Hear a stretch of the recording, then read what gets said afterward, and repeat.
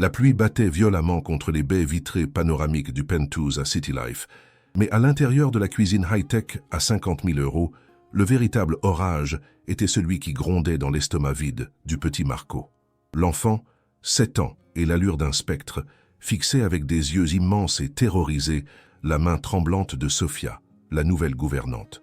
Sofia regarda par-dessus son épaule, vérifiant que le couloir était désert, et d'un geste rapide sortit de la poche de son tablier un petit pain fait maison, encore chaud et parfumé au romarin. « Mange mon trésor, vite !» chuchota-t-elle avec cet accent doux et rond, avant que la sorcière n'arrive. Marco saisit la nourriture, non pas comme un enfant, mais comme un petit animal traqué.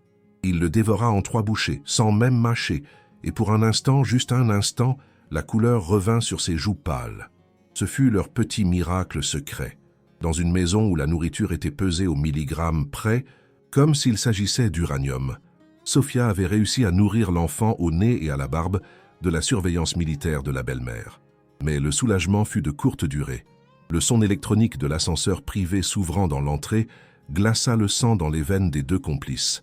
Marco cacha les miettes sous le tapis avec des mains frénétiques, et Sofia retourna polir le plan de travail en acier inoxydable, le cœur battant la chamade. Alessandro Conti, le roi de l'industrie agroalimentaire, était revenu de son long voyage en Asie, et l'enfer était sur le point d'ouvrir ses portes. Voir un enfant qui a peur de manger est une douleur qu'aucun cœur ne devrait supporter. Si toi aussi tu sens qu'il y a quelque chose de terrible dans cette maison parfaite, abonne-toi tout de suite à la chaîne. Notre rêve est d'atteindre les 10 000 abonnés pour donner une voix à ceux qui n'en ont pas. Écris « Courage Marco » dans les commentaires pour lui envoyer tout ton amour et laisse un like si tu veux découvrir la vérité. Merci du fond du cœur. Alessandro entra dans le salon avec le pas décidé de ceux qui ont l'habitude de commander des empires, sa silhouette élégante projetant une longue ombre sur le sol en marbre blanc. Il était chargé de cadeaux et d'attentes, prêt à étreindre ce fils qu'il n'avait pas vu depuis 3 semaines. « Marco, champion, papa est rentré !» cria-t-il d'une voix tonnante et joyeuse, ouvrant les bras. Il s'attendait à entendre le bruit de petits pieds qui courent, l'impact d'un corps solide et plein d'énergie contre ses jambes. Au lieu de cela, il fut accueilli par le silence. De la pénombre du couloir émergea une silhouette petite et fragile. Marco ne courut pas, il marcha en traînant les pieds, comme si ses chaussures étaient de plomb. Lorsqu'il sortit à la lumière des lustres en cristal, le sourire d'Alessandro s'éteignit comme une bougie sous un coup de vent. L'enfant devant lui n'était pas le fils qu'il avait laissé. C'était une ombre. La peau était translucide. Les os des épaules saillaient sous le t-shirt de marque qui lui allait désormais comme un sac, et les yeux étaient cernés de noir, profonds et tristes. « Mon Dieu, Marco !» murmura Alessandro, laissant tomber sa mallette au sol dans un bruit sourd. Il s'agenouilla et attira son fils contre lui. Lorsque ses mains touchèrent le dos de l'enfant, Alessandro sentit distinctement la colonne vertébrale saillante, privée de toute couche de graisse ou de muscle. Un frisson d'horreur pure le traversa. « Mais tu n'es que peau et os. Que se passe-t-il ici ?» demanda-t-il, la voix tremblant entre la peur et une colère naissante. Avant que Marco ne puisse répondre, un claquement précis et rythmé de talons résonna derrière Alessandro. Le docteur Isabella Verdi, impeccable dans sa robe fourreau gris perle qui criait rigueur et discipline, avança avec un sourire professionnel figé sur le visage. « Bon retour, mon amour », dit-elle d'une voix calme, posant une main sur l'épaule d'Alessandro. « Ne t'alarme pas, tout cela fait partie du protocole. Nous avons eu une semaine difficile avec les intolérances, mais nous sommes en train de purifier son système. » Alessandro se leva d'un bond, faisant face à sa fiancée. « Purifier ? Isabella, regarde-le, il a l'air malade. On dirait qu'il n'a pas mangé depuis des jours. » Isabella ne se démonta pas d'un millimètre. Elle ouvrit un dossier qu'elle tenait sous le bras et montra à Alessandro des graphiques colorés. « C'est la phase de désintoxication, chérie. Les médecins sont d'accord. Son corps expulse les toxines accumulées. Si nous cédons maintenant et lui donnons des aliments inflammatoires, tout le travail sera perdu. Fais confiance à la science, pas à l'émotion. » Alessandro regarda les graphiques, puis regarda son fils qui se tenait le ventre. Son esprit rationnel voulait croire la femme qu'il aimait, l'experte qui avait pris le contrôle de la maison. « Mais il est si faible, » murmura-t-il, le doute le rongeant. « Isabella sourit avec condescendance. La guérison exige des sacrifices, Alessandro. Nous construisons un système immunitaire parfait. Maintenant, allons dîner. J'ai préparé le menu spécifique pour ton retour. Le dîner fut un théâtre de l'absurde. Alors qu'Alessandro était servi d'un pavé de saumon sauvage et de légumes grillés, Sofia apporta l'assiette de Marco. Lorsque la gouvernante posa la portion devant l'enfant, ses mains tremblaient de honte.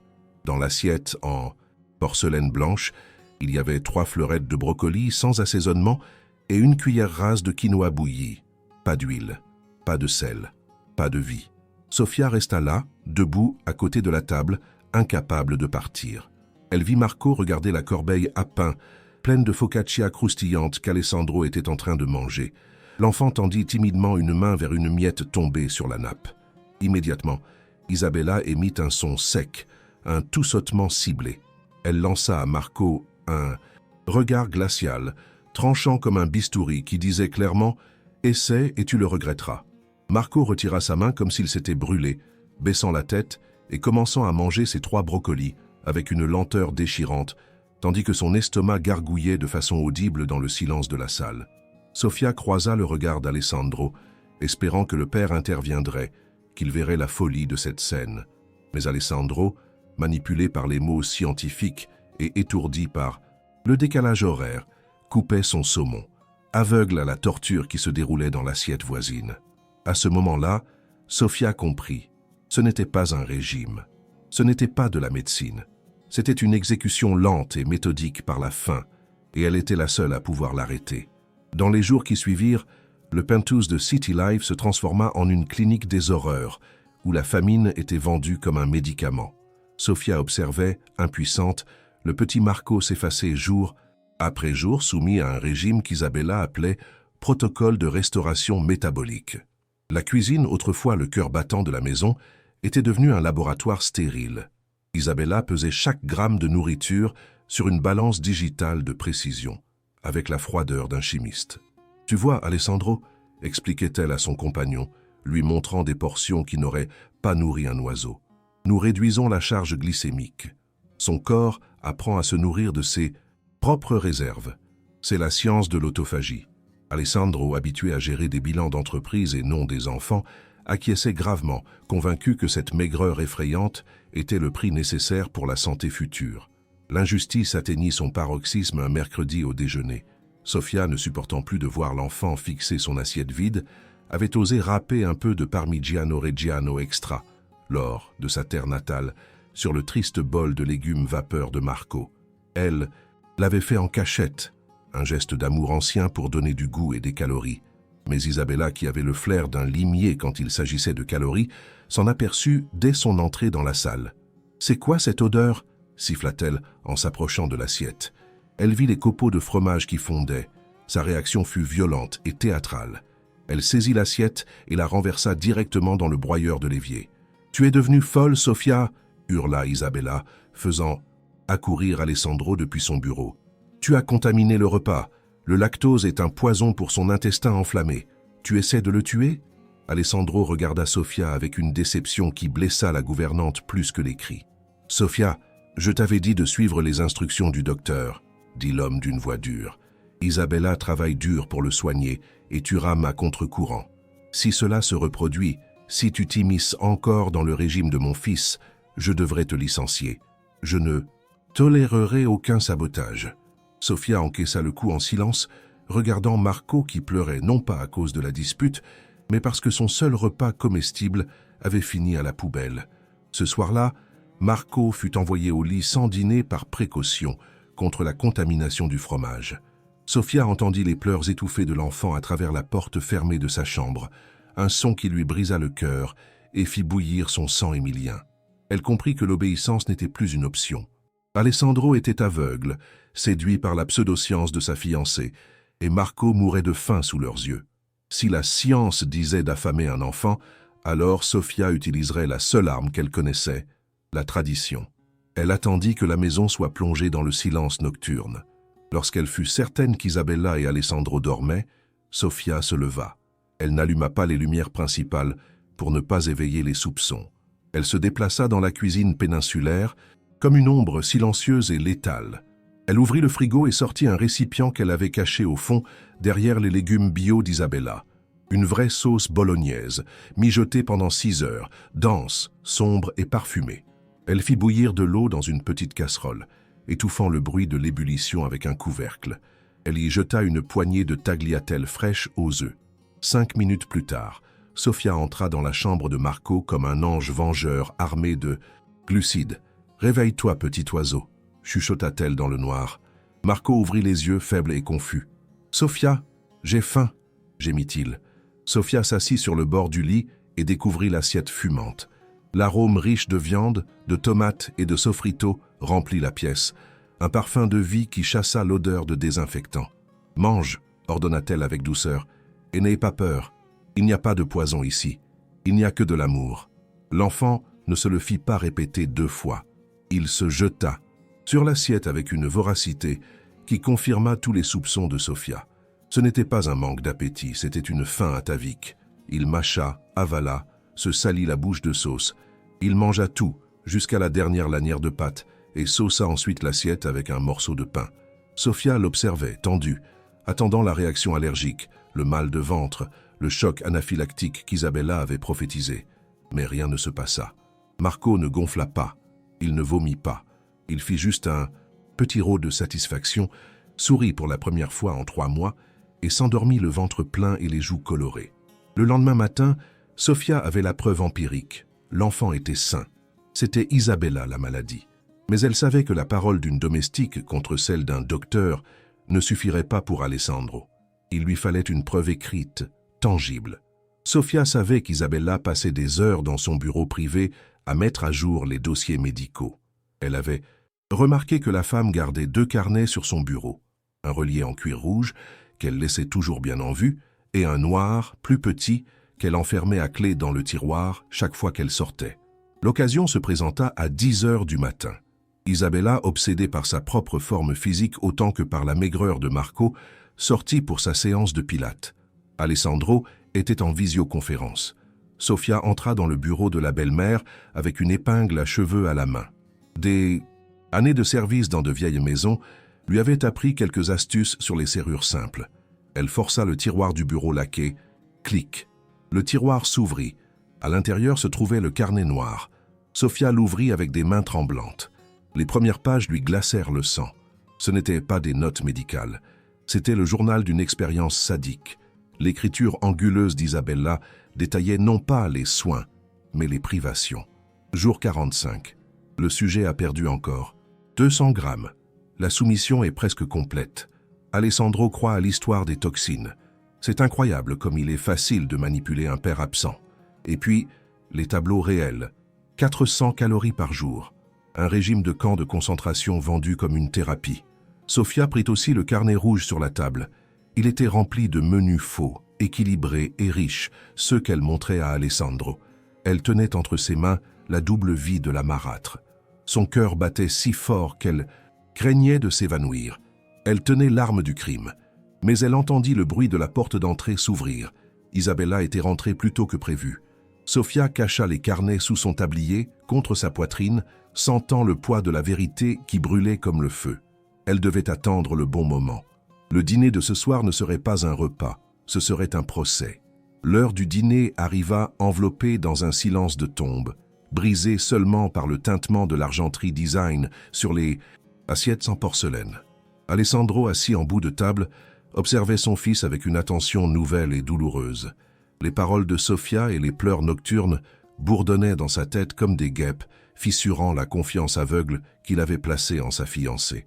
Lorsqu'Isabella servit le dîner à Marco, Alessandro sentit un nœud lui serrer la gorge. Dans l'immense assiette, il y avait une portion ridicule, 2 cuillères de riz complet sans assaisonnement et 3 haricots, bouillis. « C'est pour son bien, mon amour », dit Isabella, interceptant le regard perplexe de son compagnon. « Ce soir, nous introduisons des fibres pures. Son corps nous remerciera. » Marco regarda l'assiette avec une résignation totale. Il ne pleurait même plus. La faim chronique lui avait ôté jusqu'à la force de protester.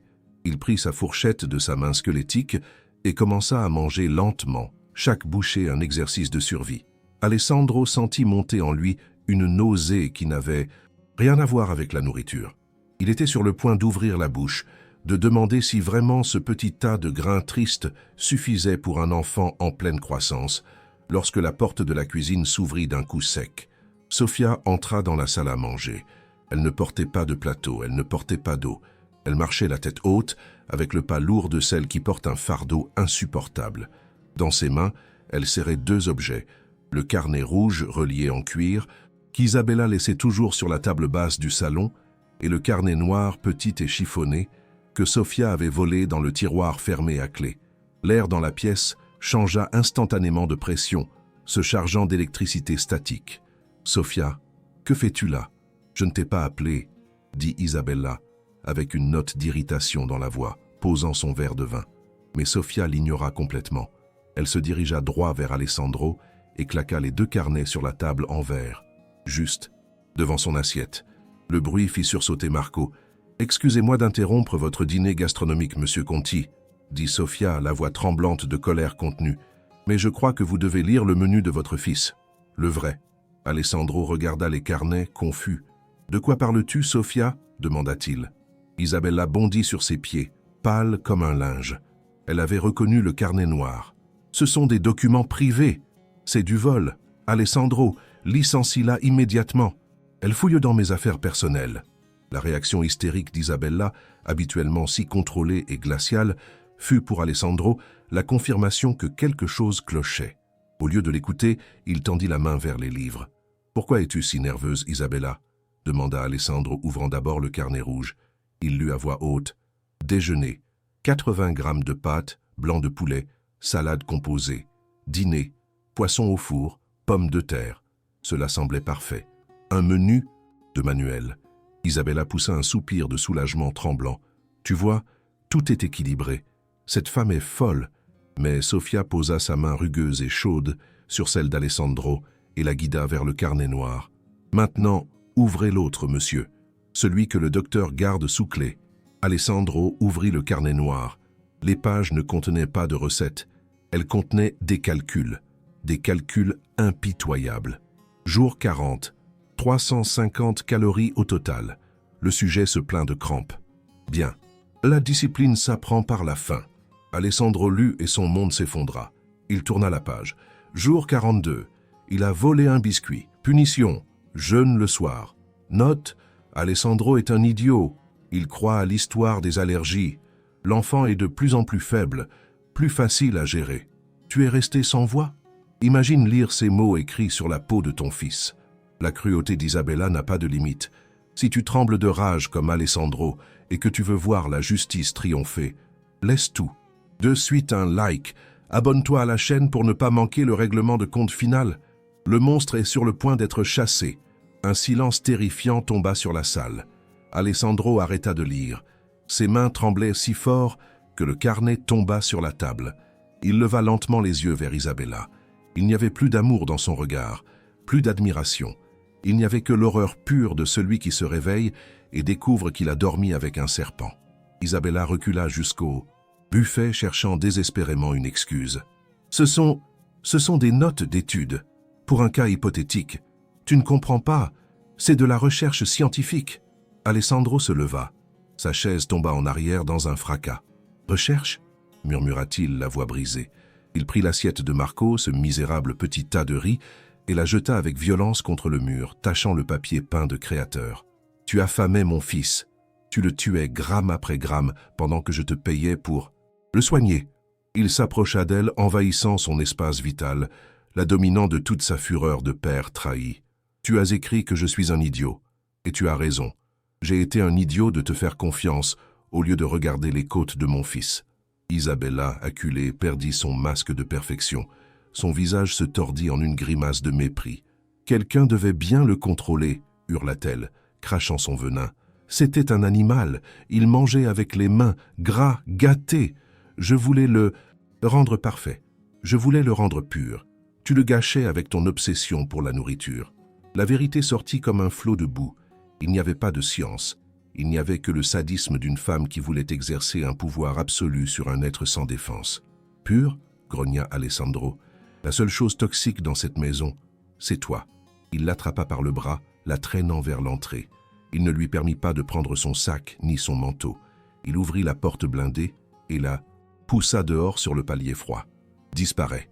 Si je te vois encore, je te jure que je te ferai manger ce carnet page par page. » Isabella, humiliée et démasquée, tenta de hurler des menaces, mais Alessandro lui ferma la porte au nez, l'effaçant de leur existence d'un tour de clé. Resté seul dans le silence de l'entrée, Alessandro sentit ses jambes se dérober. Il s'appuya contre la porte, respirant difficilement. Puis, il se tourna vers la salle à manger.